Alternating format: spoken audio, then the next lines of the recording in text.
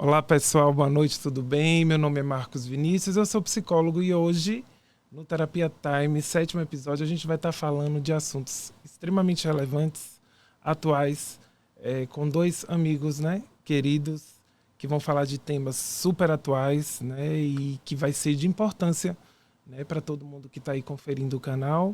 Hoje estreando a minha primeira dupla, né, de podcast, esses amigos queridos, né, Falcão, né, o ilustre, né, cantor. Que é isso. Bondade sua. E minha querida amiga, né, dificílima, diga-se de passagem, né, com a agenda, Tarinha Abreu.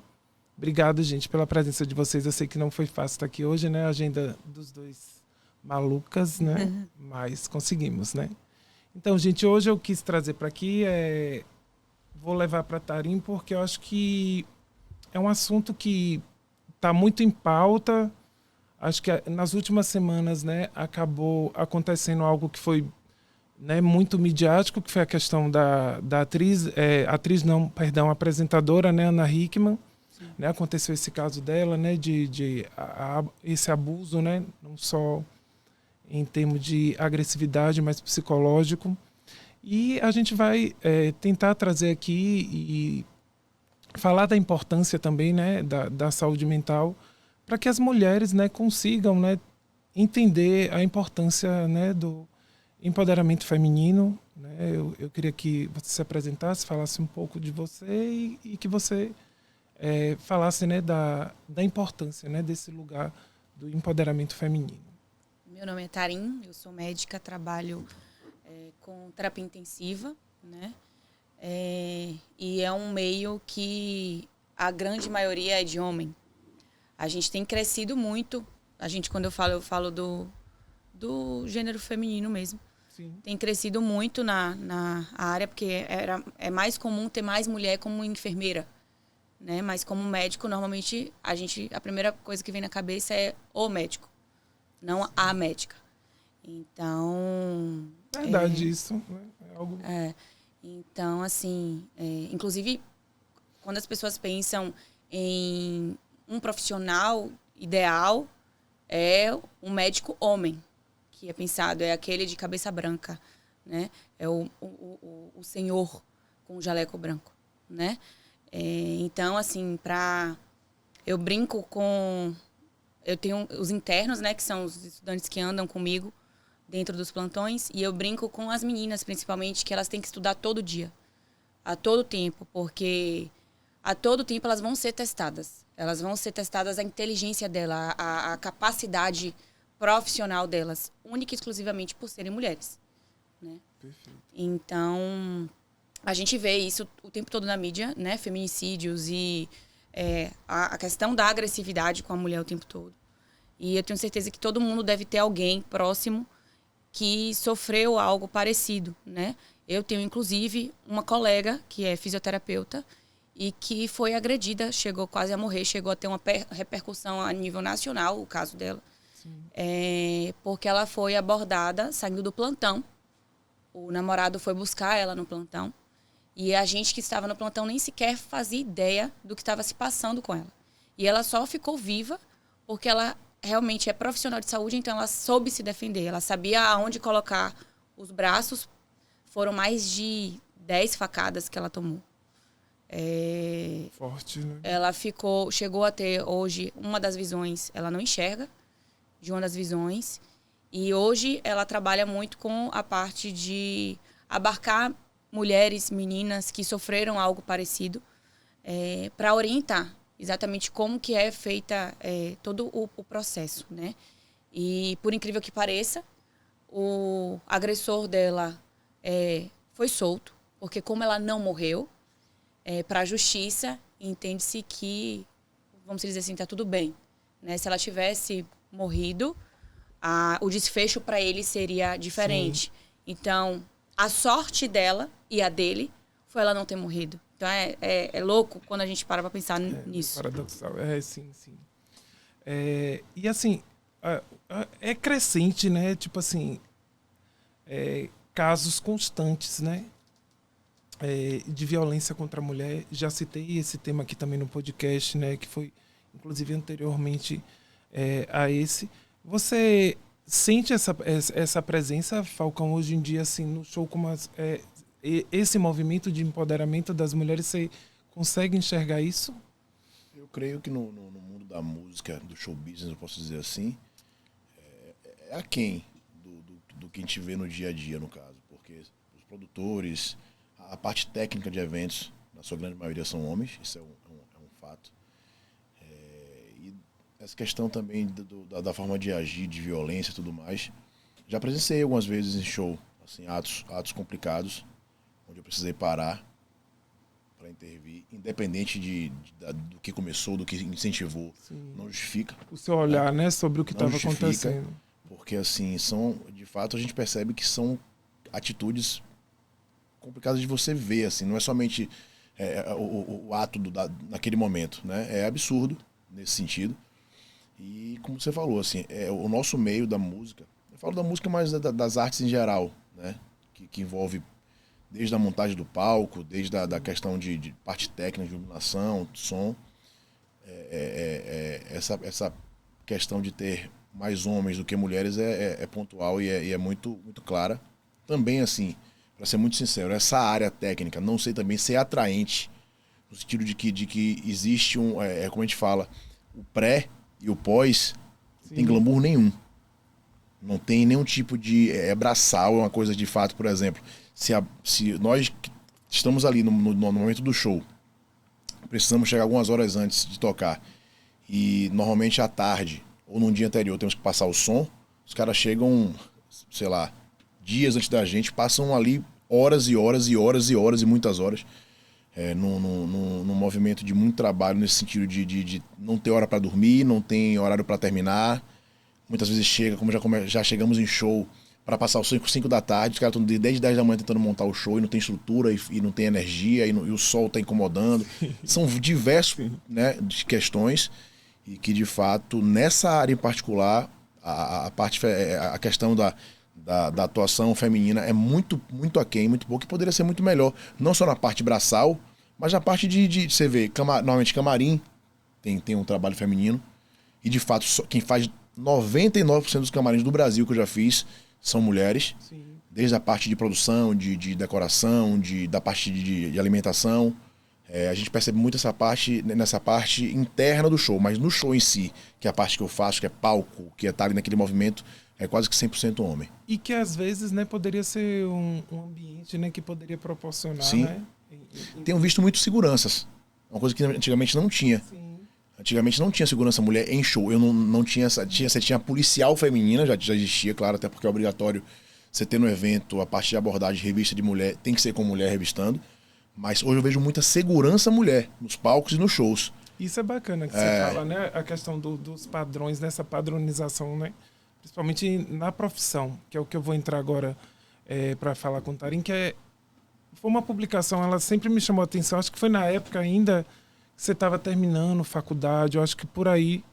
E foi uma publicação que me chamou a atenção porque ela falava exatamente do quanto a mulher ela é julgada por esses tipos de comportamento, né? Por exemplo, uma mulher que posta foto de biquíni, ela não pode ser uma médica, ela não pode ser uma profissional de sucesso porque ela vai ser julgada, né, de repente pela sociedade por conta desse processo, né? E eu vi que você justificou muito bem, né? Teve uma fala muito assim, ideal, né, para o que você vivenciou ali, e eu senti que aquilo te incomodou de alguma maneira, né? E aí você relatou isso, eu gostaria que você falasse um pouco sobre isso e sobre a necessidade, né, das mulheres estarem antenadas com isso, né?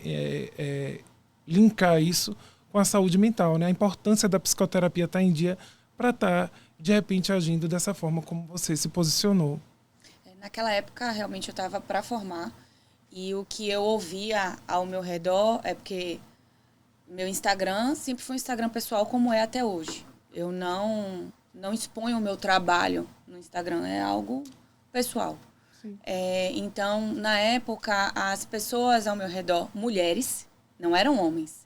É isso que é ainda assim mais assustador. Falavam para mim que agora que eu ia formar, eu tinha que ajustar o meu Instagram.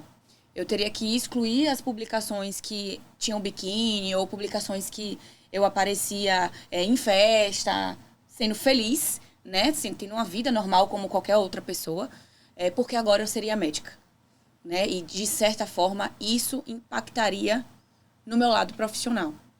E, assim, eu lembro que, às vezes, a gente cresce e a gente tem pensamentos e atitudes que são machistas que a gente nem sabe que é machista porque a gente cresce com aquilo.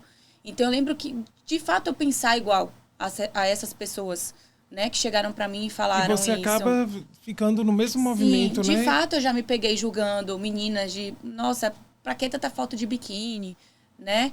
Enfim, e aí me acendeu um alerta sobre isso. Por quê? O que é que muda, né? Ter uma foto minha no momento meu de lazer. Eu não tô indo de biquíni pra dentro da UTI. Eu não tô indo dentro, não tô entrando no hospital com uma saia curta, porque sim, uma saia curta para ir para um trabalho, como uma bermuda para um homem ir para um trabalho, a depender do trabalho que ele vai exercer, se ele é um juiz, né? Sim, não é uma roupa apropriada. A gente tem as roupas apropriadas para cada local, né? Então, por que o biquíni curto ou a foto de biquíni me faz menos profissional do que qualquer outra pessoa, né? E aí o que chamou a atenção foi que, na época, se publicou um artigo numa revista científica extremamente famosa, importante, a respeito da... Eu não me lembro exatamente qual era o título agora do artigo, mas ele era a respeito sobre as publicações não profissionais de cirurgiões vasculares dentro do Instagram. Então já começa o estranhamento do título, porque por que publicações não profissionais? Não é um ambiente que não é profissional? Então, por que não se publicar algo que não é profissional? E é um artigo que me chamou ainda mais atenção, que foi feito por 6 homens. Se eu não me engano, tinha só uma mulher. E a maioria das críticas eram para Instagrams femininos. Eram a respeito de médicas, cirurgiãs vasculares, mulheres. E dentro dessa publicação, dentro desse artigo, né, tinha alguns pontos específicos que falavam sobre o que eram essas publicações não profissionais. E dentre elas estava publicações de biquíni, publicações em festas, publicações tendo uma vida normal, né? E no final do artigo eles falavam sobre o quanto isso era ruim para a profissão. E aí eu me peguei pensando, tá, mas então você ser médico, você ser juiz, você ser piloto de avião, você ser, seja lá o que for que você queira ser, anula você ter uma vida à parte disso, né? Anula você não ter... Você tem que ser aquilo 24 horas, né? É como se o professor ele não tivesse direito a ir à praia. É como se você não tivesse direito a... Você não pode beber. Você é diferentemente de um padre, que realmente ele opta por aquilo de forma religiosa, a não poder beber, né? É como se eu visse um padre na praia e ele não pudesse estar na praia porque ele é padre, sabe? Então, assim, aquilo me chamou a atenção porque eu pensei assim, então eu não posso ser médica, ou eu tenho que escolher uma coisa ou outra. Então, realmente não fazia sentido. E isso tomou uma proporção gigantesca. Foi uma publicação minha que teve... Eu lembro que, na época, várias amigas minhas ficavam me encaminhando. Olha, amigo, que legal isso aqui que...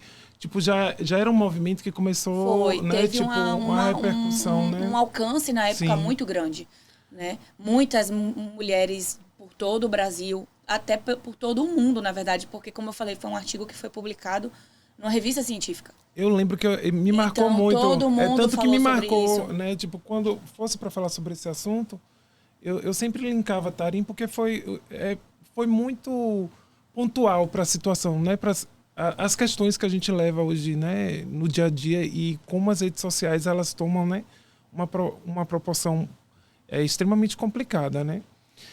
Linkando, né, essas situações, né, de rede social, você, né, que é pai, né? E que vive agora, né, com essa era digital, que é complexa, né? Você tem que estar atento, né, aos conteúdos, a questão do TikTok, né? Eu queria que você falasse um pouco como é que você consegue dar limites, né, e acompanhar como é que você consegue dar essa educação para que não seja algo, né, complicado que você possa ter, né, com eles futuramente em relação a essa questão de rede social, né? A rede social se tornou algo completamente assim, diferente do intuito que ela tinha quando ela começou, no caso. Eu lembro que eu tive vários Orkuts, né, quando era mais novo. Depoimentos. E só podia até 1.500 pessoas, tinha que fazer o segundo, o terceiro. Sim. Eu tinha quase 15 Orkuts na época, que era muita coisa. E para administrar era horroroso, Imagine. porque... e aí começou a ter os famosos directs no Orkut, que não existiam. E a minha geração, ela vem do Mirk. Né? Que o Mirk era um bate-papo que você não sabia nem quem era. Eu também, agora as pessoas vão saber que eu sou velho. O Mirk era um bate-papo que você tinha um nick da pessoa, você conhecia pelo nick, e cada um escolhia uma cor, botava um desenho de alguma coisa, tá? Mas era assim, os primórdios. E logo depois, quando eu era adolescente para adulto já, que se iniciou para mim, não foi nem o mais famoso atual, nem a revolução que já virou até filme, mas para mim a grande revolução da rede social, ela veio de um bate-papo que não existe mais, que é bate-papo UOL, que foi foi um boom absurdo na minha época. Nessa época eu lembro que até para mim, né, assim, enquanto sexualidade, para eu tentar encontrar pessoas, né, para estar me relacionando, eu teria que ir no bate-papo da UOL. Você tinha sala mundial. Brasil-Alemanha, sala na Praia do Rio. Eu lembro que eu utilizava tradutor para poder tentar falar com também as o MSN, pessoas. Né? O MSN foi uma coisa de você estar próximo. Um momento nostálgico. O que existe hoje no direct de Instagram, por exemplo, é o que tinha no MSN antigamente. E você chamava a pessoa, você tinha um botãozinho que tremia. Sim, para chamar a atenção. Então hoje, tendo isso, meu filho tem 15 anos, meu filho mais velho. E assim, é uma conversa diária que eu tenho com ele, porque graças a Deus ele não é tão aficionado em rede social, mas ele gosta muito de computador, de jogo de computador. Que queira ou não queira é uma rede, porque ele joga online com várias pessoas. Sim. E minha filha de 8, que está nessa fase que eu fico muito atento, preocupado, mas assim também sabendo que eu acho que hoje em dia ou proíbe de vez, ou você tenta avaliar o que vale e o que não vale. Ela está no nosso TikTok. Eu acho que é um momento delicado, até por conta da idade. Isso. Né? E já a minha de 3 eu tô segurando tudo. A de 3 eu não mexo no celular. É diferente, né? Porque assim, eu lembro que na minha época não existia celular. Sim. Eu fui ter celular quando eu tava na 4ª série, que era aquele celular da Xuxa. Foi o primeiro celular. Nossa, a Xuxa ainda existia, né? Então, assim, hoje em dia, eu acredito que sua filha de 8 já tem um iPhone. Já teve. Já quebrou. É isso, então mas um detalhe importante. Já tem telefone, vocês conhecem o Thiago Leifert? Sim. Ele falou uma coisa que pra mim foi assim, o suspiro de um pai adolescente nessa geração. Inclusive ontem tive uma conversa muito densa com meu filho sobre geração. Ele argumentando algumas coisas comigo, que ele tem 15 anos, mas ele já consegue argumentar várias coisas. E aí, antes de falar de Thiago Leifert, eu falei assim, filho, eu espero que essa geração atual nos dê um Einstein. Digo só como exemplo um Einstein. Sim. Porque vocês falam que hoje, que antigamente a gente não tinha o que fazer, então tinha que estudar, não sei o quê. E a gente tem hoje 300 coisas que foi aquele cara que descobriu há 100 anos atrás. E até hoje não se bateu e não se venceu a teoria que hoje ela é colocada desde a medicina, a engenharia, mas tudo bem. Você acha que a nossa geração está atrasada e a gente cobra você a escola porque a nossa geração não tinha nada o que fazer. Eu espero que vocês tenham vários Pelés, vários Romários, porque vários Michael Jordans, porque não tinha tecnologia naquela época como tem hoje. E Thiago Leifert falou uma coisa muito interessante, que vocês também, eu também não peguei. Eu peguei o finzinho disso, mas muito pouco. Eu era muito novo quando estava parando já essa loucura. Mas você como médico, não sei se você sabe que nos anos 80 e 70, o cirurgião fumava na sala de cirurgia. Fumar era chique. Era chique. Né? Se você tinha área de fumante no avião, que isso não existia. A Raquel de, tipo, Mulheres de Areia, queima ela na época, né? Mas imagine você num tubo voando, o cara fumando lá na frente, o cara do fundo sentia, isso não era natural. Restaurante com área de fumante dentro do restaurante. Então ele falou assim, eu espero que daqui a 20, 30, 40 anos, o pessoal fala assim, ih, rede social não quero mais não, isso é coisa do passado. Sim. Isso porque hoje em dia você chega a ter uma certa algeriza assim, ao cigarro dentro de um restaurante, de um lugar fechado. Não existe, não tem possibilidade de existir mais. Então eu espero que no futuro as pessoas tenham essa ginja, esse desgosto com rede social, porque de fato o que era para ser não é mais. E diariamente mesmo assim, eu tenho isso como até uma terapia interna. que eu penso em desfazer minhas redes sociais, mas infelizmente meu trabalho não me Eu permite. já pensei diversas vezes, tipo assim, para o cenário que eu vivo hoje em dia, tipo assim, ainda não dá. Mas sabe aquela vontade que você tem de deixar? Né? Isso assim, acabou para muita virando. gente, hoje em dia ela é importante porque ela é o trabalho da pessoa. Linkando isso daí que você falou, eu vou dar um exemplo daquele ator, Carmo Dalla Vecchia. Ele falou uma questão relacionada ao filho dele, que tem a mesma idade que a sua mais nova, né, a caçulinha, que tava com a babá, aí a babá na mesma hora falou, mas para comer é mais fácil deixar aqui o celular. Sim. Aí ele viu aquilo de longe, né, viu a cena, aí chamou ela e falou e disse, não é para ele já ser criado nesse ambiente, né, de ter que assistir, porque é um modo que se cria, as pessoas talvez não entendem isso, até uma compulsão alimentar que a pessoa pode ter futuramente, né? Por conta desse link, né? Não, eu preciso comer, mas eu preciso assistir ao mesmo tempo, entendeu? Você já é mãe? Ainda não. Me permita um comentário de um pai. Você como médico e você como psicólogo. Logicamente, de tanto ouvir falar essa palavra por diversas pessoas da área de saúde, eu fui começar a entender um pouco o que ele lê. E assim, nós todos estamos vivendo isso.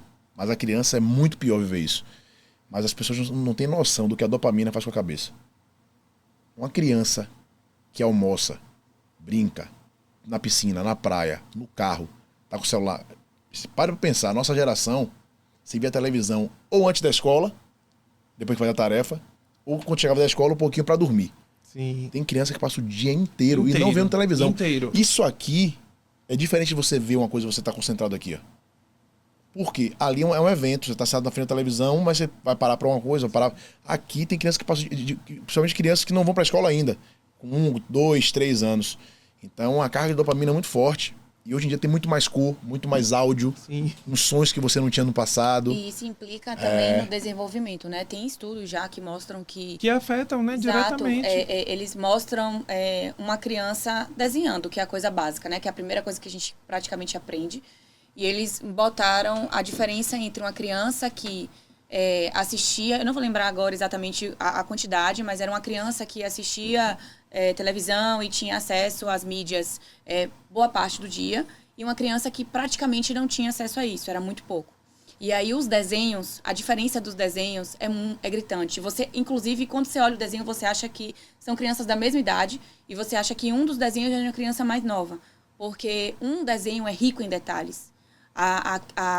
Eles desenharam, foi solicitado que fizesse um desenho de uma pessoa, e a criança que quase não tinha acesso à mídia, ela desenha a boneca com cabelos, olhos, aí cílios, é que entra, né, a questão nariz, da sensação, da percepção. A mão com né? dedos. E a outra criança era simplesmente aquele boneco com palito. Então, assim, o desenvolvimento de imaginação, de tudo. Então, existe uma diferença. Inclusive, por isso que a gente indica que antes dos primeiros 2 anos, nada, é tela zero mesmo, porque senão o desenvolvimento daquela criança é completamente diferente, né? E tem vídeos, inclusive, da mesma criança, mais ou menos de uns 8 meses, deitadinha, e com a televisão ligada. Ela fica o tempo todo na televisão. E aí, depois, quando desliga a TV, você vê a criança, ela começa a ver ao redor dela os brinquedos com ela, né? Pegar nos brinquedos e brincar com aquilo que tá com ela, né? Sim. Outra, porque ela dá aquelas pitadinhas, aqueles pitaquinhos dela, sabe? Na rede social, de vez em quando ela vai e solta coisas assim, extremamente interessantes. Hoje a gente está no cenário, né? Aproveitando o link do que a gente está falando também, que é a questão dos influenciadores, né? Digitais, que acabam, né, de alguma forma, influenciando, né, uma rede de pessoas que muitas vezes, né, não conhecem nem o universo, né? Um exemplo, né, da psiquiatria, né, e tanto da parte do psicólogo, que como essas influências podem ser negativas, né, para algumas pessoas. E eu lembro que você linkou isso, a diferença, né, das pessoas serem influenciadas por pessoas que cientificamente não entendem ou tá falando coisas ou incentivando, né, muitos que a gente vê, né, que dá dietas, né, extremamente malucas, assim, tipo, sem ter, né, cientificamente algo ali comprovado que vai estar antenado com a situação. Eu lembro que você relatou essa situação e eu queria que você trouxesse para a gente também. A gente vê muito isso em diversos momentos, né? Tanto produtos que prometem mundos e fundos, né? Não ter celulite, um produto que tira celulite. Então, assim, eu gostaria muito que isso existisse, mas não tem nem nada que seja injetável que possa ajudar isso, né? Desde indicações, exatamente como você falou, né? Porque enquanto for o produto que tira a celulite, aquele produto ali, de certa forma, não vai estar causando mal. O problema é quando isso começa a ser na dieta, nas maluquices mesmo, de ter meninas que às vezes só passam o dia tomando água só, né? Porque a blogueira disse que era melhor ser assim, né? Então, a gente tem muita gente hoje que é dita como influenciador, mas na verdade não está influenciando nada, né? São os falsos influenciadores, né? E aí a gente entra até no que ele estava falando, né? Do perigo para os jovens mesmo, né? As pessoas que são as crianças, que hoje em dia têm acesso a isso. Então, vai ter acesso a uma informação dessa. E hoje a gente é bombardeado de informação o tempo todo. Então, às vezes é até difícil mesmo filtrar. A gente viu muito isso na pandemia, né? Sim. Eram diversas informações e nem todas ali estavam certas. Infelizmente, hoje, alguns veículos de comunicação acabam propagando informações que realmente não são verdades, né? E o tempo todo a gente está sendo bombardeado por isso. E assim, a escola não ensina a gente como é que a gente procura a informação certa, né? Como é que a gente... Assim, até em relação ao profissional. Hoje a gente tem no Instagram pessoas que são falsos profissionais. E a gente não sabe mais pesquisar sobre aquilo. Como é que eu sei que aquele profissional que eu tô vendo no Instagram... é uma preguiça, realmente, né? Real mesmo, até digital, o que né? ele De diz. ler, entender. A gente vê muito, inclusive... antigamente a gente procurava um médico, um psicólogo pelo boca a boca. Não, vai nele porque ele é um excelente profissional. Hoje as pessoas procuram pelo número de seguidores que aquele profissional tem e que não necessariamente aquele número de seguidor é verdade. Não necessariamente aquele profissional que está ali é o que ele diz ser, né? Então, assim, tá muito louco mesmo a situação. Ela falou coisas importantíssimas aqui. Sim. Foi presa essa semana uma falsa pediatra. Imagina, que atendia 250 crianças por dia. Pois é. Um negócio absurdo. E o que ela disse importante sobre a questão dos influenciadores, não tão somente influenciadores na sua área de trabalho. Sim. Porque hoje você quer seguir, além da dieta, você quer seguir o cara que quer ensinar a ganhar dinheiro, Ninguém ganha dinheiro, minha gente. O dinheiro só vem se você entregar alguma coisa. Não existe ganhar dinheiro, só filho do pai e neto da avó e do avô. Do pai e da mãe. Filho de pai e de mãe. Não tem negócio de ganhar dinheiro. Então, assim... essa influência hoje em dia está levando para um lado que as pessoas, por exemplo, eu falo do que eu faço. Ela não sabe, mas quem me conheceu há muito tempo, eu perdi 34 quilos de 2019 para cá. E tivemos uma coisa também que ela citou, que foi a pandemia. Que a última geração que viu uma pandemia foi a gripe espanhola há não sei quantos anos atrás. Então, a gente passou por uma situação que talvez daqui a 100 anos se passe de novo. Foi de fato um momento muito difícil. Aí eu te digo, atrapalhou muito meu filho, era um atleta. Meu filho fazia futebol, tinha praticamente 3 ou 4 convites para ser bolsista de escola, para jogar futebol pelas escolas. Na pandemia ele parou e não voltou mais. Eu acho que aí é que veio o boom mesmo da rede social, né? Porque as pessoas ficavam em casa sem ter o que fazer. Sim, eu acho que isso acabou atrapalhando, né? Também em outros aspectos. Sim. Né? E quando eu quero falar do meu caso da minha dieta, por exemplo, que ela falou sobre alimentação. Gente, eu faço jejum 3 vezes por semana. Eu faço também, eu tô na luta. 16 a 18 horas por dia. Mas eu não passo para uma equipe, eu não passo para ninguém. Exato. Eu comecei a fazer isso em 2019. E outras pessoas costumam pedir isso daí que ele tá falando, é algo muito pra ele, né? Isso para ele. Por exemplo, eu treino em jejum. Quem vai treinar em jejum vai passar mal. Sim, com certeza. Eu consegui me adaptar. E digo mais, quando eu comecei a fazer jejum em 2019, isso não me esqueço nunca, eu tive uma crise de abstinência absurda. Porque a fome, a comida não é por fome, a gente não come por fome, a gente come porque a gente é viciado em comer. Sim, sim. Por exemplo, a gente come uma feijoada aqui agora, nesse exato momento, e vai no shopping comprar uma sandália e vai tomar um sorvete.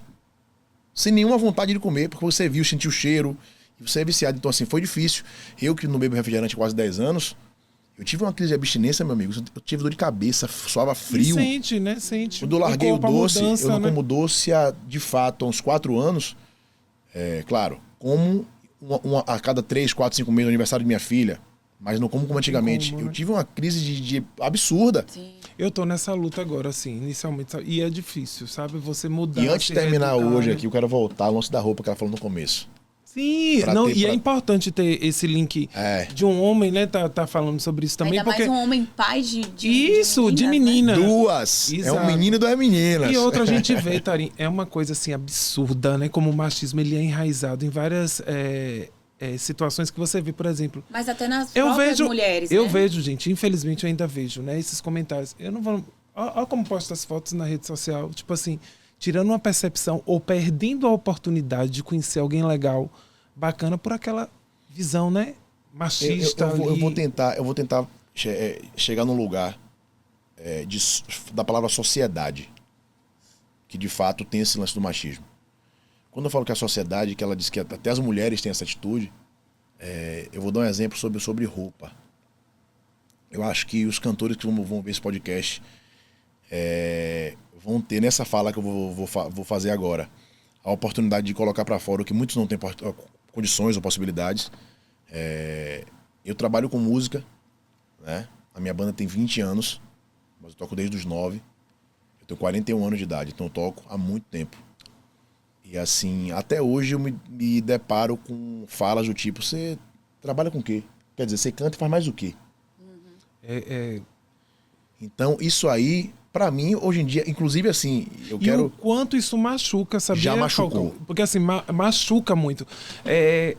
Hoje em dia eu já trabalhei, eu acho que eu já citei isso em alguns momentos também, das pessoas acharem, porque eu tinha uma vida social, tenho ainda, né, muito linkada a outros processos. Sim. Mas isso não me desqualifica, né, enquanto a minha profissão, enquanto psicólogo, né? E isso maltrata e você tem que levar para um lugar na psicoterapia que se você não tratar, você Mas é adoecedor, entendeu? o meu trabalho mental, que assim, eu cheguei a fazer terapia uma época, e não foi por esse motivo. Sim.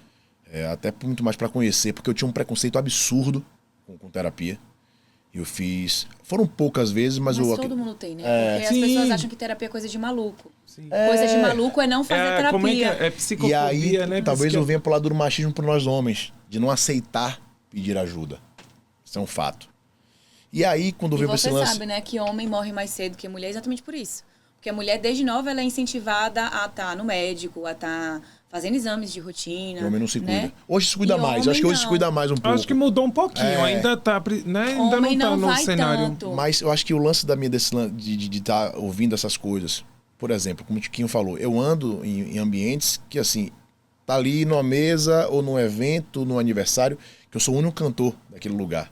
E aquilo me machuca às vezes. E eu tento não ir pro lado polêmico, porque dá E vontade aí eu de vou você te contar falar. uma coisa, que a gente estava aqui nos bastidores conversando sobre um evento que vai ter. Eu, durante muito tempo, fui convidado para eventos somente para fazer participações, Sim, para estar cantando na festa dos outros. por conta da sua posição. E em algum momento aquilo eu entendi que, poxa, beleza. Eu acho que é um momento que eu tenho que estar ali. Porque seria bom pros dois lados, Isso. Só que chega um dado momento que eu parei de ir. Incomoda. Não por nada. Porque assim, a gente vive numa sociedade onde a famosa frase "você vale o que você tem" é real. E ponto. É real e ponto. Por exemplo, eu hoje, esse trabalho mental que eu fiz, eu pouco me importo com quem gosta muito de mim e quem desgosta de mim muito. E aí é um Só que trabalho quem pra gosta de desconstruir, né? mim, eu dou muito valor e respeito. Sim. Quem não gosta, o trabalho é dessa pessoa. Sim, aí é um processo que ela tem que, né, cuidar. Porque eu ouvi uma tratar. frase de um cara ontem, por incrível que pareça, que a mágoa, né, a mágoa e o sofrimento, a raiva que você pode ter, só vai machucar você. O veneno é só seu. Porque a pessoa que você não gosta, talvez nem saiba que você não gosta tanto. E se souber, pode nem se importar. Então, sobre a roupa que eu tava falando, eu falo por mim, assim. O meu trabalho me dá liberdade de tocar como eu quiser. Porém, eu posto fotos na praia. E é biscoitando mesmo. Direito meu. Sou um cara solteiro. Sim. Não tenho... porque... Aí você recebe um direct outro assim, biscoito. Se eu não quiser, eu não faço. Eu querendo, eu faço. Só que eu tenho que assumir o ônus e o bônus. Que muitas vezes a sociedade não entende isso. E pra você, que é uma pessoa, né, pública, assim, é bem mais complicado, porque você recebe até coisas assim, né? Grossas, e né? eu parei de publicar na minha rede social. Não sei se você já percebeu isso, que você já me segue há um tempo. Eu parei completamente de postar meus filhos. Sim. É outro... Eu postava muito, dia a dia. Stories no carro, shopping, até um dia que eu presenciei duas coisas que me deixaram muito assim, caramba. Primeiro, eu tava no shopping com minha caçula e a pessoa falou, cadê não sei quem? Eu falei, quem é essa pessoa que sabe o nome de minha filha? A rede social aproxima também muito, né? Da intimidade que você não pessoas conhece. achem que lhe Isso. conhecem e que na verdade não lhe E a conhecem. segunda E coisa... se envolver, né? Exato. Num No dia a cenário dia. que não é seu, né? E no segundo momento, eu vi uma mãe, que poderia, repito, não é porque era uma mãe, podia ser um pai, dando esporro numa criança de 3 anos pra parar pra tirar foto. E a minha tava brincando na piscina de bolinha. Será que eu não já fiz isso? Sim. Posso ter feito? Eu saí do shopping pensando demais naquela situação, principalmente na insegurança, ele tá na rua e a pessoa saber o nome de minha filha, eu posso dar um vacilo lá, vem cá, chama pelo nome, pegar pela mão. Não sei. Aí eu falei, bicho, o meu Instagram agora é A meu. influência da imagem, né? Você não vai postar nunca?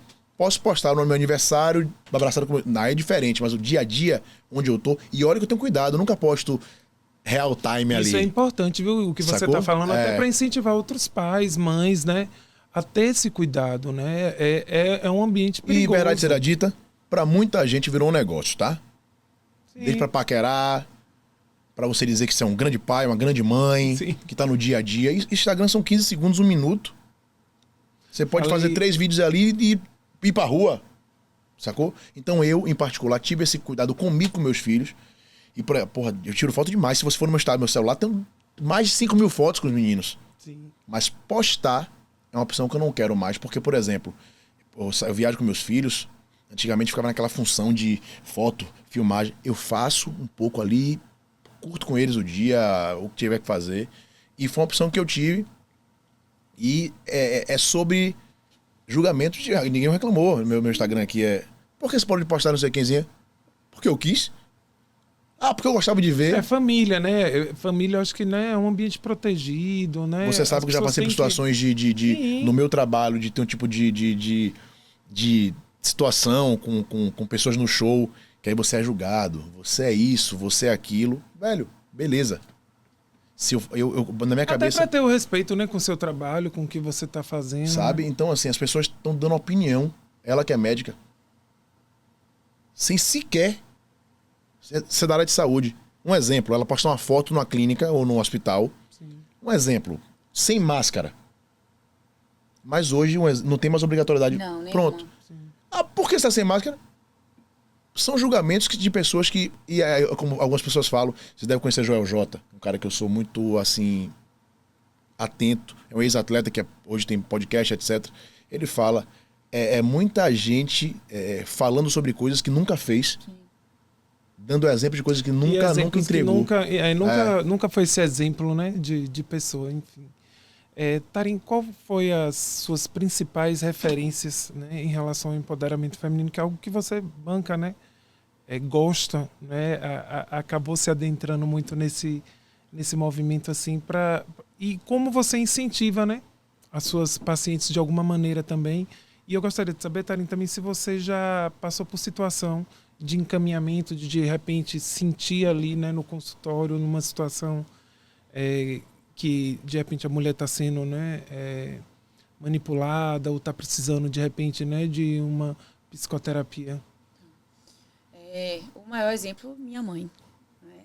Minha mãe viveu para casa, viveu para mim e para minha irmã. Então, minha mãe conta até hoje, e ela ter passado por isso foi bom de certa forma, porque criou nela um pensamento diferente, uma ideia diferente para poder passar para mim e para minha irmã. Então, minha mãe conta que, na época, ela tinha um salário muito maior do que o de meu pai. E isso, para meu pai, era algo que, assim, era... Já começou legal, né? Já era inaceitável. Como é que uma mulher tem um salário maior do que o provedor da casa? Né? Como é que a mulher vai ser provedora da casa e não perfeito. O pai, né? Então, minha mãe, na época, largou o emprego. Porque meu pai, entenda-se que meu pai é uma pessoa maravilhosa. Né? Então, naquela época dele, o pensamento era outro. né? Então, na cabeça de meu pai, ele tinha que batalhar para ganhar o dinheiro para colocar dentro de casa, e minha mãe tinha que estar dentro de casa para que ela cuidasse, na época de minha irmã até então, e da casa, né? E para minha mãe era isso mesmo, porque minha mãe cresceu nesse meio. E minha mãe nunca teve ninguém, como eu tive ela, para falar assim, não, você vai correr atrás do seu, você vai fazer o seu. Então, minha irmã, quando cresceu, a primeira coisa que minha mãe fez, falou para ela foi, independente do que você queira, você vai escolher alguma coisa e você vai formar. Você vai fazer uma faculdade. Porque o fato de eu não ter feito uma faculdade mexe muito comigo até hoje. E eu não quero para você o que eu tive para mim, né? Então, quando eu cresci também para poder... A educação lá em casa sempre foi a base. Tanto para meu pai quanto para minha mãe, eles sempre quiseram que a gente tivesse uma educação a melhor que tivesse, né? Muito boa. Eu lembro que eu, criança, de férias da escola, ainda de férias, meu pai comprava na época Barça, né? Enciclopédia. Não existia internet naquela época. Aquele estímulo, então, né? meu pai falava, você quer o quê? Qual o tema? Então, eu escolhia a enciclopédia que eu queria, ele me dava a enciclopédia do tema que eu queria, mas eu tinha a obrigação de, nas minhas férias, estudar aquele assunto, fazer uma redação para que meu pai lesse. Então, assim, estudar lá em casa sempre foi algo muito natural. Minha família criou isso na gente, de a gente gostar de estudar. Sim. Né? Então, a gente gosta Se de estudar, adentrar, né? é um prazer, né? Sentar e estudar, e aprender coisas novas. É um prazer. Então, a gente cresceu nesse meio.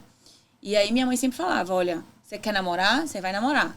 Mas a faculdade é o primeiro lugar. Você vai estudar em primeiro lugar. Então, eu sempre cresci com essa ideia, né? Você tem que formar. Você tem que ganhar o seu. Minha mãe sempre falou, primeiro faça o seu dinheiro. O seu dinheiro é seu dinheiro. Bacana. Então, você tem que estudar, você tem que formar, você tem que fazer o seu dinheiro. Então, eu sempre cresci nesse meio. E eu lembro que na faculdade, uma professora pediu para que a gente fizesse um trabalho sobre algum nome que fosse inspirador pra gente. E eu lembro que os meus colegas todos, pensando numa turma aqui, médico tem 80 e poucos dentro de uma turma. Muita gente levou Irmã Dulce, Einstein, grandes nomes. E o meu tema foi minha mãe. Era o nome da minha mãe. Então, quando eu fui pra frente pra falar, todo mundo ficou...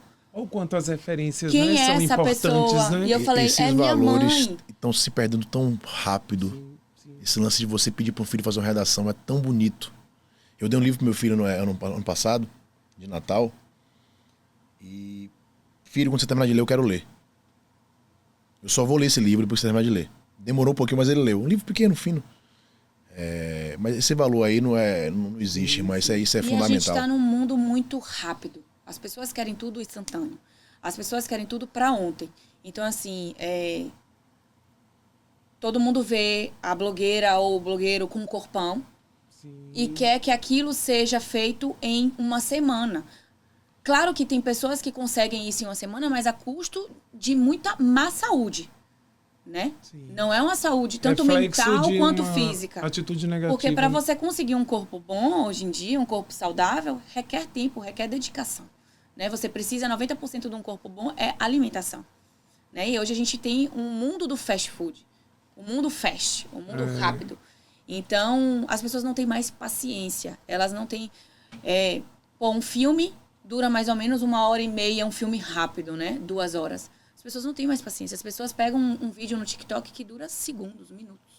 As músicas demoravam mais tempo. Se você for pegar as músicas de Renato Russo, as músicas tinham...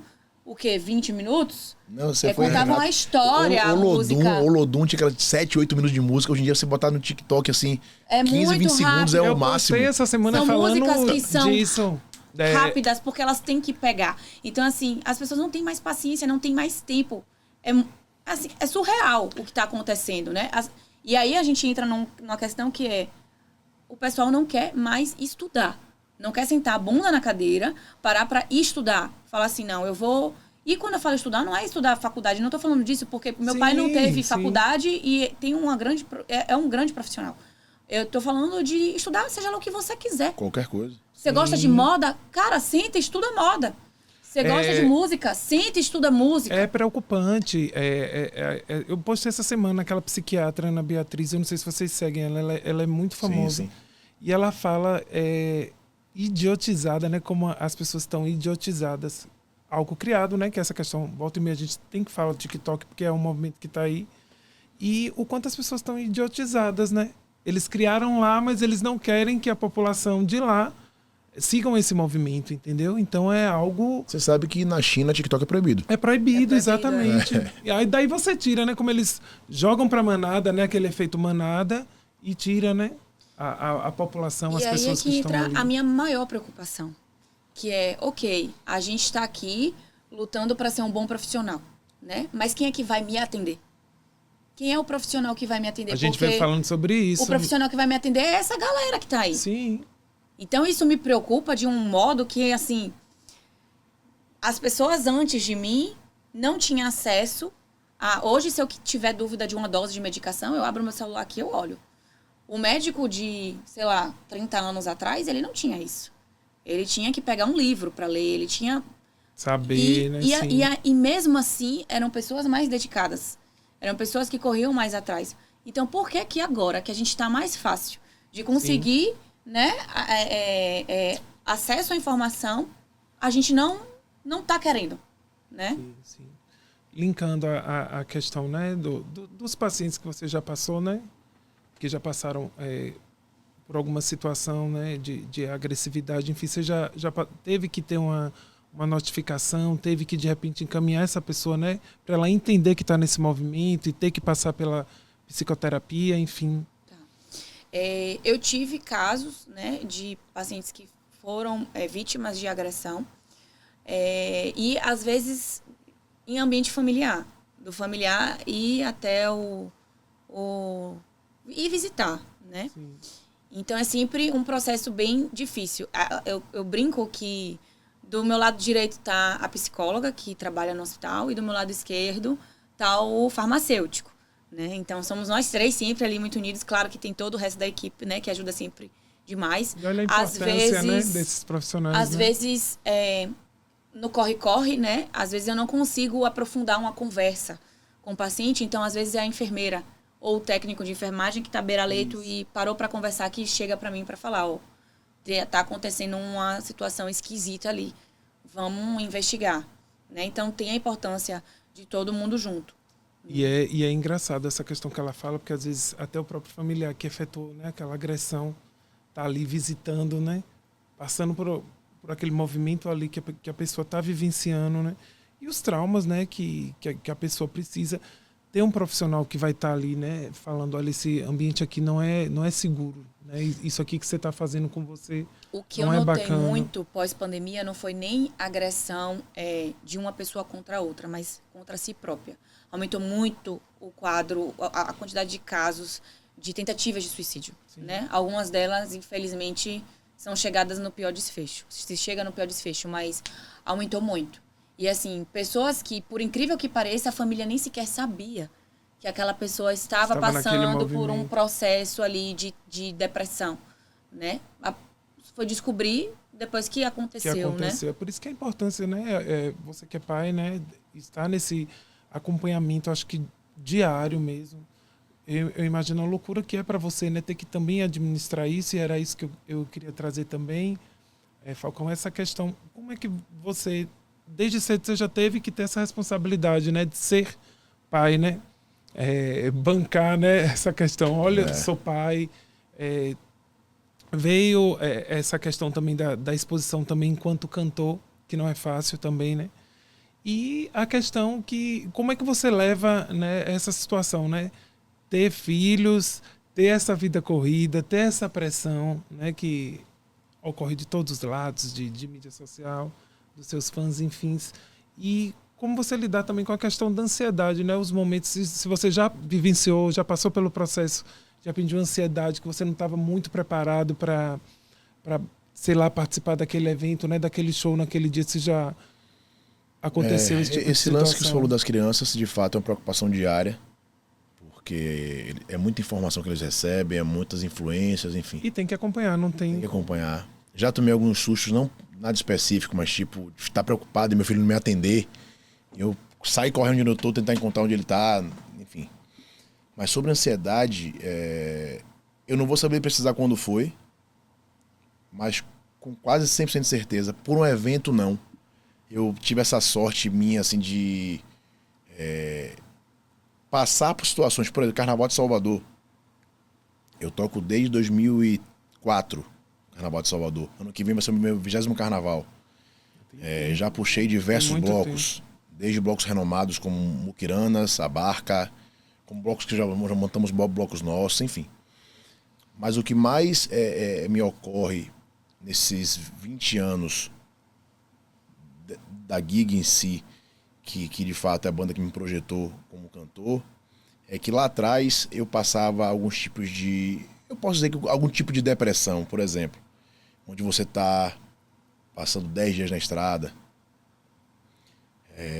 Aí você tem um problema com um companheiro seu de banda e você tem que resolver. Essas são várias situações. Ou ter que suportar, né? Uma briga ali, tem que suportar uma pessoa que você não quer. Se você tivesse outro ambiente, você ia embora. Sim.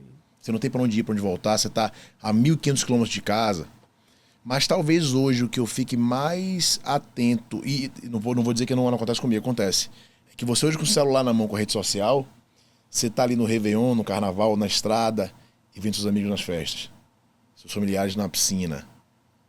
Seu filho na casa de um colega. Então você hoje tem o visual. E todo mundo sempre muito feliz, né? Na rede social. Ninguém é triste. E sabiam tudo. Ou seja, você tá longe de casa, seu filho na praia com os amigos, um exemplo. Aí você perde o sinal durante 5 horas na estrada. Aí 5 horas depois você liga pro... assim então são várias situações que existem. Que criam, né, o processo, né? É justamente sobre isso. Porque as pessoas também têm uma ideia, né? Tá viajando, tá conhecendo vários lugares o tempo todo, né? Sim. E não entende, né, essas angústias, né? Esse processo que você vivencia no dia a dia. Eu comecei né? hoje com o pai de uma coleguinha de minha filha sobre isso. Todas as profissões existem os prós e contras, bônus e ônus, né? O meu, que assim, eu jamais diria, e acho que o que mais chato na sociedade de hoje é que ninguém quer assumir nada, só quer culpar alguma coisa ou outro. Eu entrei na música porque eu quis, apoio de poucos, desdém e falta de incentivo de quase 100% de todos, de família, de amigos e tudo mais. Eu tenho uns colegas de escola meus que são advogados, médicos, dentistas, enfim. E eu acho que da música só tem eu. Mas também existem os prós. E o preconceito, que foi o que você falou total, ali atrás também, né? Que as pessoas falam, cantor... Pra começar, né, meu velho? Pra começar, aqui entre nós, eu sou pagodeiro, né? Sim, e que ainda é maior, né? Eu sou um pagodeiro que eu já sentei, eu falo porque foi uma experiência incrível. Eu tive na mesa, lá em Maceió, numa mesa, onde estavam alguns empresários da música e tava o irmão do famoso e finado PC Farias, Augusto Farias. E conversando com eles vários assuntos e tal, ele parou. Eu tenho 40, ele deve ter hoje uns 60 e alguma coisa, talvez. Ele parou a conversa e falei, rapaz, é impressionante como você já entrou aqui diversos assuntos com a gente, está aqui conversando. E de fato, as pessoas têm esse preconceito. Para começar, pagodeiro não entende de nada, pagodeiro não tem nenhum tipo de repertório para conversar nada, ou seja, é como se a gente fizesse só aquilo. E eu, em particular, tenho muito cuidado, sempre tive muito cuidado com isso, até porque também não posso negar, convivi com várias pessoas que me ensinaram muitas coisas, né? Pais de amigos e amigos também próximos. Maravilha. E é isso, acho que hoje... E a importância, né, da psicoterapia de você ir para esse lugar e dizer, não, eu preciso, né? E a minha agonia é que vocês não conversam. A gente fala, e tal coisa. Não, vocês provocam a gente a falar, isso é muito importante. Sim. Né? É muito interessante. Eu acho que essa é a importância, né, que está aí, né? A sua experiência, Tarim, como é com a terapia, como é que a terapia funciona na sua vida, né? Eu digo no âmbito geral, né? De profissão, de relacionamento.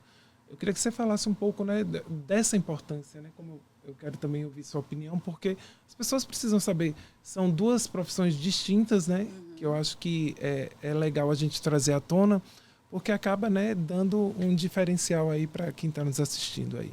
Eu vou começar com uma frase que todo mundo com certeza já ouviu falar, que é casa de ferreiro, espeto de pau, né? Como eu falei, a gente passou pela pandemia, né? E eu estava à frente de tudo. Então, eu estava vendo tudo a todo momento. Eu via o que acontecia a todo momento. Eu também. Acho que é mais doloroso, né? Quem estava assim... E a gente cria laços, né? Por mais que eu não pudesse falar pessoalmente com os familiares, a gente criava laços por telefone. Eu criava laços com os pacientes. E a rotina, né, Tarinha? Aquela que você fazia, que eu lembro que você deixava as coisas. Então, às vezes, você perdia, às vezes não. Diria que 60%, 70% das vezes a gente perdeu muita gente. E era muita gente que alguns a gente tinha tempo, né, de se apegar, e outros não tinha tempo de se apegar, mas ao mesmo tempo a gente ficava naquela, meu Deus, é tão jovem. Hoje, eu brinco até com o pessoal que quando fala assim, 60 anos é idoso, eu fiz, não, gente, 60 anos é muito jovem, sabe? Depois da pandemia, você cria uma ideia de o que é jovem, o que é velho. O olhar muda, né, sobre a vida. Completamente diferente. A avó do meu noivo vai fazer 80 anos e ela é super jovem, sabe? Não é a idade. E aí, você via isso, né? Você via assim, meu Deus, aquela pessoa tem tanto ainda, né? E você se apegava àquilo. Então, eu passei por esse momento, era muito estresse, era muita agonia, era o tempo todo uma pressão muito grande de você ter 10 pacientes graves na sua mão. A família com muita expectativa em cima também. E eu vim conversando com você sobre isso, né? Os apitos das bombas de medicação, os apitos dos ventiladores, todo o contexto. Eu lembro que para você era adoecedor mesmo, assim, né? Dos todo o contexto de, poxa vida, olhar um exame e falar, meu Deus, eu vou ter que entubar esse paciente, saber que aquele momento ali que eu ia entubar, possivelmente eu ia perder ele. Não na intubação, mas a longo prazo. E ir para casa, né, Tarim? Com todas essas informações, né? Você tem que voltar para casa, né? Eu cheguei a comparar a experiência de um soldado de guerra, né? O soldado de guerra, ele com certeza, muitas vezes, teve que mirar o rifle e atirar em alguém para se defender. O meu rifle era o tubo e o laringo. Então, assim, quando eu via que aquele paciente ele ia morrer por falta de ar, então eu tinha que dar o suporte do ventilador, e ao mesmo tempo eu sabia que no momento em que eu desse o suporte do ventilador, talvez ele não saísse.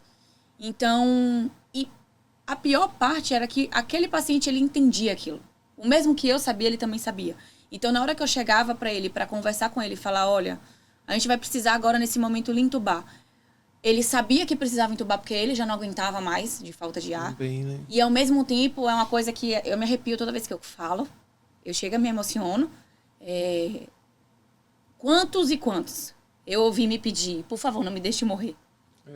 Então era uma expectativa que era colocada em cima da gente. Então a gente pensava assim, meu Deus, depende de mim. E ao mesmo tempo não dependia. Porque era uma doença que ninguém conhecia. Ninguém sabia como tratar. A gente tratava tudo às cegas. Era artigo saindo a todo tempo, a todo momento. E tentando se atualizar, e ao mesmo tempo, fora a questão do estudo, né? E ao mesmo tempo era a expectativa daquele paciente, não só dele. Por trás dele tinha quantas pessoas, quantos familiares a gente tem? Era pai, era mãe, era avô, era tio, filhos, filhas, por trás daquele paciente. Então eu ligava para falar com a família e a família também me pedia, por favor, não deixe ele morrer. Então, assim, era uma expectativa muito em cima. E aí, a gente entra agora no que você me perguntou.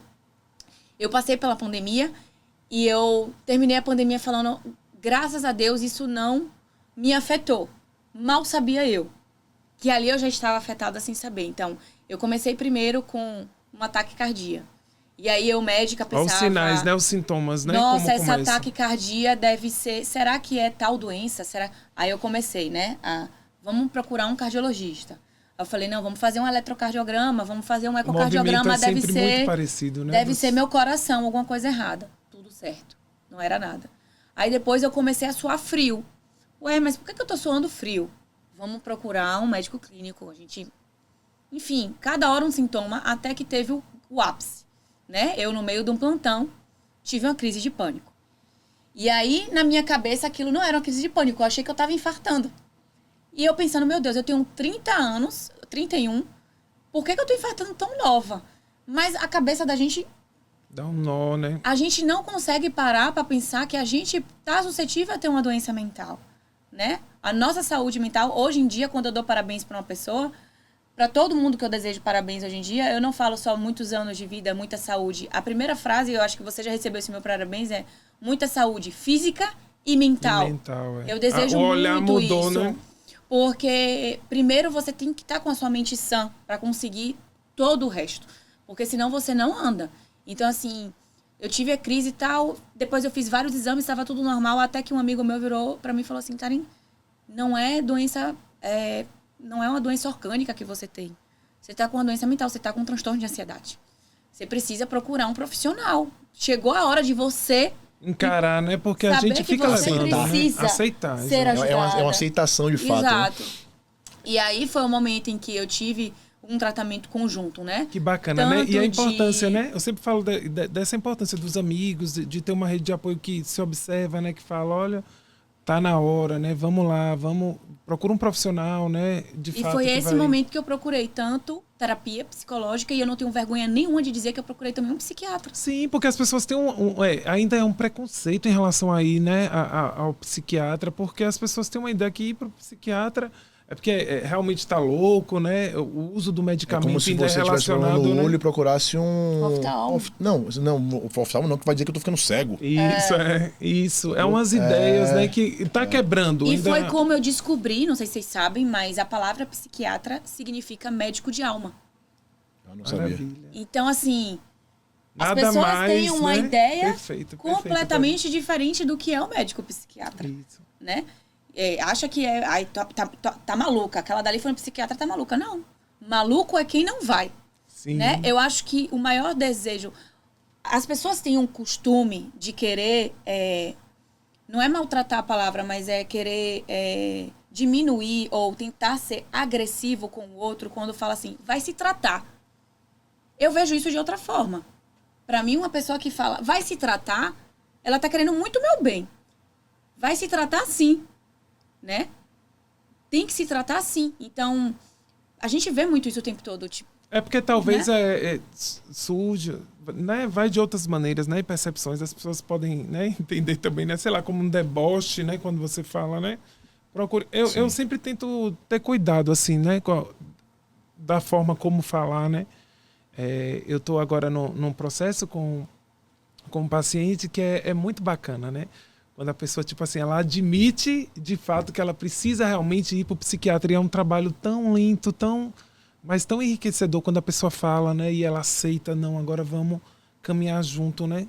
Psicoterapia e o psiquiatra, que na maioria das vezes, né, vai estar ali alinhando, né, você com a medicação e você dá conta ali com a psicoterapia, né? Como tem gente que faz há 20 anos, há 15 anos. E como é louco, né? Porque assim, eu, da área da saúde, enxergava o psiquiatra de uma forma completamente diferente. Eu relutei muito aí. Eu falei, não, eu não preciso. Eu sei o que eu preciso. Então eu vou me ajudar, eu vou me resolver. E aí eu vi que eu não estava conseguindo mais. Poxa, eu amava viajar. Eu entrava no avião, eu começava a segurar na cadeira, a mão suar frio, e dando aquela crise mesmo de ansiedade, de às vezes estar num ambiente com amigos. Por exemplo, eu poderia estar aqui com vocês agora e bate, entendeu? A crise. Sim. Então você você fica tão ansioso, tão agoniado, que você só quer sair daquele lugar. E aí quem tá à sua volta às vezes não entende, né? E eu linko com uma coisa muito importante que é o que a gente trouxe no início desse podcast, que foi falar sobre a forma como a mulher é vista. E sempre teve muito aquilo na sociedade de, olá, maluca. Mulher sempre é a louca, né? Se você tá num relacionamento, a mulher é a louca. Se o cara termina com ela, ele vai falar pra outra que ele vai começar a namorar, é porque minha ex era louca, né? Louca o quê? O que é louca? O que é maluca? Eu nunca vi ninguém falando do cara, ele é louco, ele é maluco. Geralmente a louca que não aceita, né? Comportamentos abusivos, né? Ser tratada, diminuída, né? Essa é a louca, né? O cara que tá traindo e a mulher começa a falar que ele tá traindo, mas ela é louca. Sim. Como é que ela pode estar achando que... Né? Porque trair é normal. Sim. Um homem trair é normal, uma mulher sociedade não. da gente, né? Partindo dessa fala que ela tá colocando agora, eu sempre me dou como exemplo das minhas experiências, porque eu tenho uma dificuldade tremenda de falar do outro. Eu não gosto. Até se o assunto for comigo, eu falo. Se envolver uma segunda pessoa, eu prefiro não falar. Mas eu posso dizer de experiência particular e própria, que eu já errei. Já errei em relacionamentos. Eu já fui um cara muito ciumento. Muito ciumento. Até um dia, que não foi agora, mas também tem pouquíssimo tempo, né, não sei se um ano e pouco. Eu percebi que dentro daquilo que mais me causava ciúme era a minha insegurança. Sim. Sacou? Perfeita colocação. Então, assim, e não era insegurança como homem, não era insegurança como pai, não era insegurança como cantor, mas acabava envolvendo todas essas partes. Então, uma insegurança que eu tinha, que hoje eu vejo, velho. Isso eu posso falar tanto em relacionamento com outra mulher, no sentido de afetivo, ou amizade, ou profissional. Velho, se tiver que ser, vai ser. Sim. Se tiver que trair, vai trair. Isso hoje com você, Tarinha, se tiver que ir embora, vai embora. Da importância, por exemplo, quando você está convivendo, né, eu digo na prática mesmo, né, convivendo, acordando junto todos os dias, qual a dificuldade de você ir tomar a sua cervejinha com seus amigos? Hoje o meu ponto de partida é valorizar quem fica, que é difícil, irmão. Eu sou imperfeito, tenho vários defeitos. Vários defeitos. E quem tá comigo até hoje, no mínimo, gosta de mim. No mínimo. Perfeito. E eu falo isso porque, assim, quando eu falo dessa questão de ciúme, etc., às vezes eu paro e falo, meu, será que filha, como é que pode? E hoje eu percebo que era insegurança, de certa forma. Sim. E você falou sobre a questão de, às vezes, ter o abuso, etc. Nós, seres humanos, seja ele, acho que você sabe, acho que até quero ser que fale sobre isso. A paixão, dizem vocês psicólogos e psiquiatras e especialistas, que a paixão é um momento de insanidade do ser humano. Tudo que você vê na sua paixão, seja por uma pessoa ou sobre qualquer coisa que você se apaixone, aquilo é perfeito. Aquilo é o melhor, é o maior e tal. É então, importante. Agora, depois de 2 anos, já vai se tornando algo patológico, né? Tem que ter um cuidado. Né? A gente vê né? isso na política, na religião. Na profissão. Na profissão. Tem um cara que é louco, por exemplo, você vê uma fala, eu vou citar porque tem tantos podcasts aí, vários podcasts, Adriano Galisteu dizendo que o Ayrton Senna morreu e não conheceu a Disney. Ele podia comprar a Disney. Sim. Mas ele era tão obcecado pelos carros que nas férias ele não saía da oficina.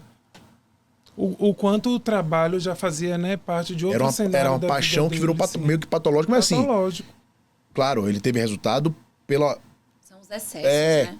Porque ele era obcecado naquilo, mas tipo, eu creio que quando ela fala dessa questão de fato aqui é a louca, eu acho que assim, o que falta no ser humano, pelo menos é o que eu aprendi e levo em consideração, é assumir as suas responsabilidades e mudar uma coisa que tem um primo meu que é meu irmão, assim, a gente não é irmão de sangue, mas a gente é primo de sangue, ele é um irmão muito querido, que ele me disse 2 coisas muito interessantes. A primeira, você aprender sobre e diferenciar amor e desamor. É importantíssimo. É tão difícil, solidão, né? E solitude. Sim.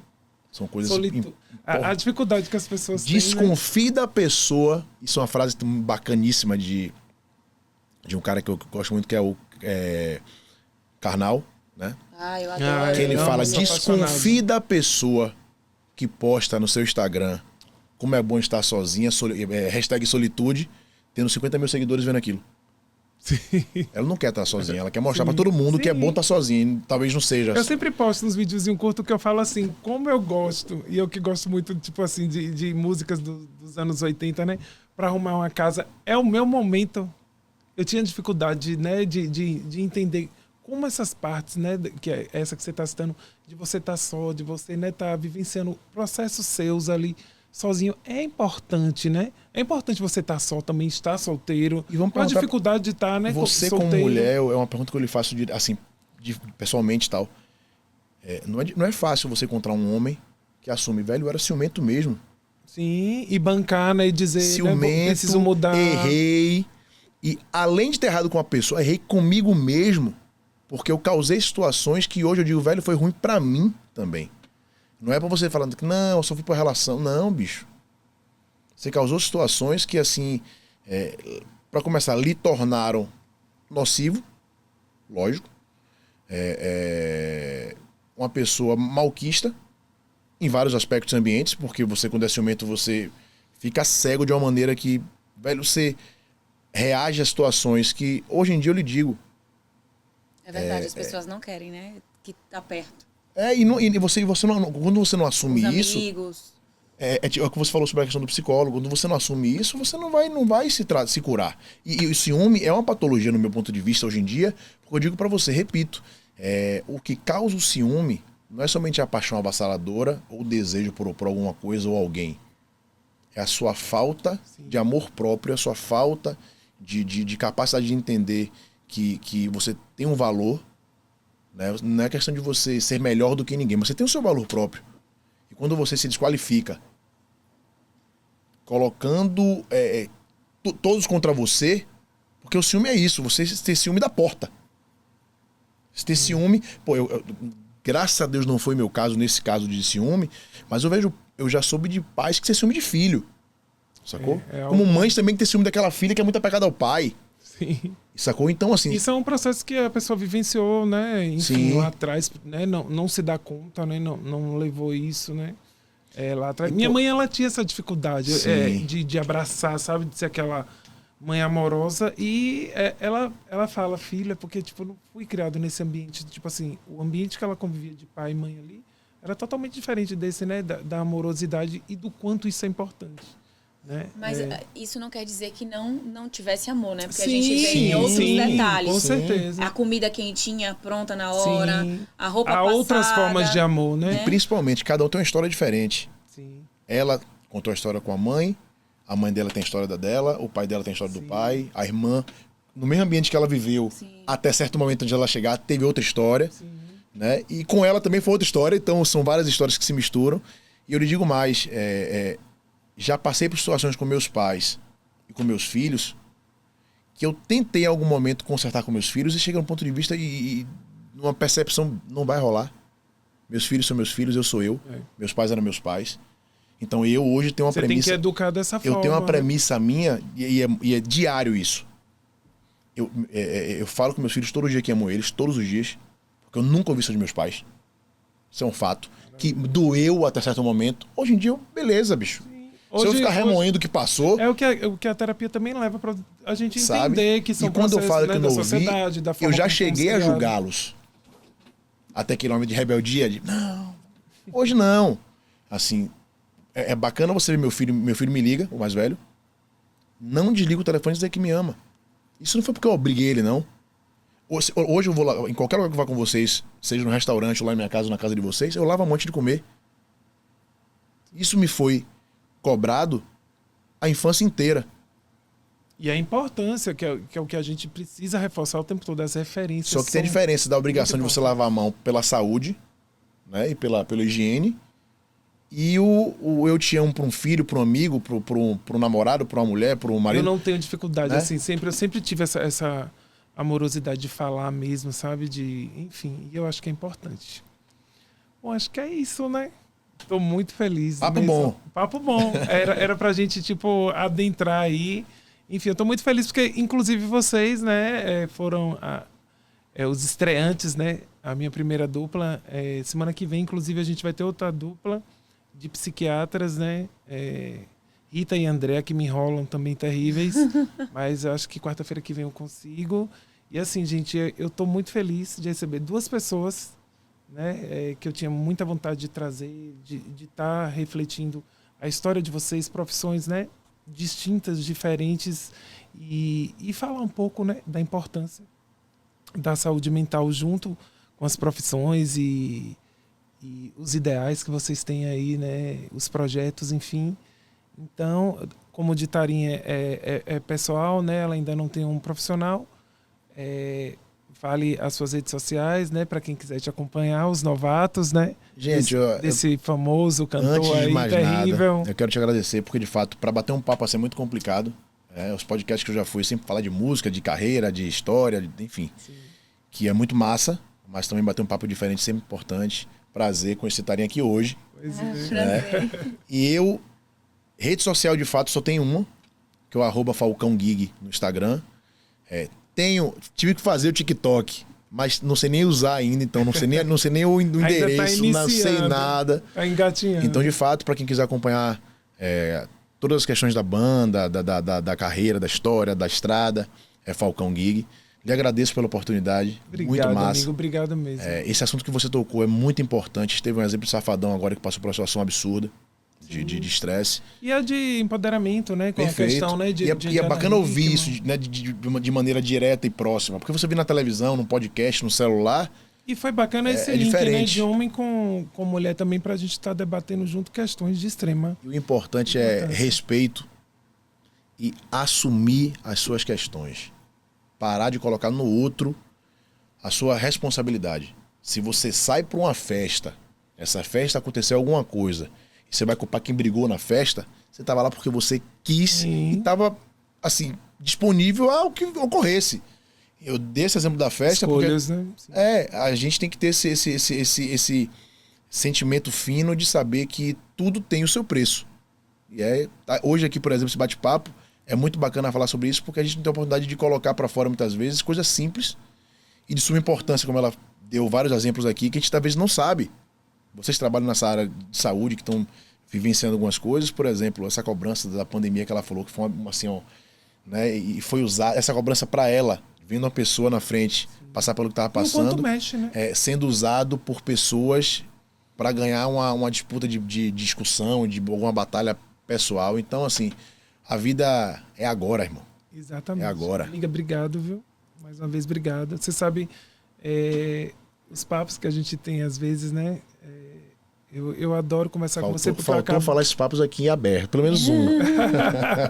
eu adoro porque a gente tem umas ideias, a gente acaba conversando coisas assim que eu consegui trazer para cá, eu consegui que as pessoas vivenciassem também esse universo, né? Conhecessem um pouco a história de cada um de vocês e é bom, né? Esse incentivo de amigos, né? De pessoas que a gente gosta, incentivando, né? Projetos novos da gente. Eu que agradeço, eu adorei a conversa, acho que é importante, né? Falar sobre. Eu gosto de incentivar, né? Essa parte de empoderar mesmo, a estudar, a saber o seu valor, né? Eu acho isso muito importante. No Instagram, quem for me seguir não vai ver nada da minha vida profissional, vai ser muito raro. Vira e volta, eu dou um pitaco ou outro sobre alguma coisa, ou tiro dúvidas sobre... Ela é terrível, viu, nos pitacos, só que é aquele pitaco bem organizado, bem inteligente, bem... vai ver mais a minha vida pessoal mesmo, tá? Então, não vai ver o lado médica. Sim, e quem sabe você não pense também de criar o seu profissional, né? Enfim, aí é algo pra você... Aí o meu é @Tarinha Abreu e TikTok eu acho que eu nunca vou ter, porque eu morro de preguiça. Então tá, gente. Obrigado mesmo, de verdade. Esse foi o Terapia Time. Estamos no 7º episódio. Sempre às segundas-feiras, às 9 horas lá no canal, tá? youtube.com/Terapia Time. Até a próxima.